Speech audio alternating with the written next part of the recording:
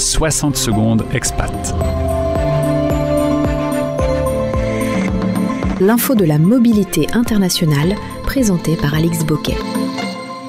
Grandir dans 2 langues dès le berceau, c'est en faire rêver plus d'un. On imagine un cerveau plus vif, des opportunités à l'international, un avantage clair, mais est-ce vraiment le cas ? Selon Psychology Today, près de la moitié de la population mondiale parle au moins 2 langues. Les bénéfices du bilinguisme sont bien réels, meilleure flexibilité mentale, plus grande capacité à passer d'une tâche à l'autre, attention affinée, mais ces avantages ne se vérifient pas forcément sur d'autres compétences. La mémoire de travail, par exemple, semble moins affectée de façon claire et dépend fortement du contexte. Être bilingue ne garantit donc pas des facilités cognitives.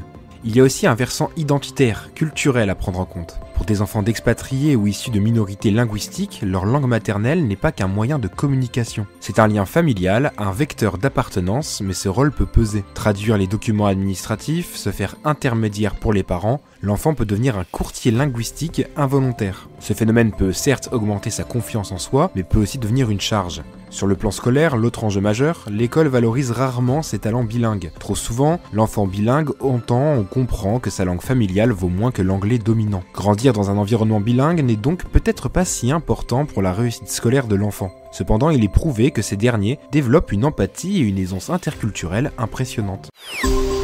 Tous les podcasts concernant la mobilité internationale sur fdlm.fr. Également sur YouTube en cherchant Français dans le monde.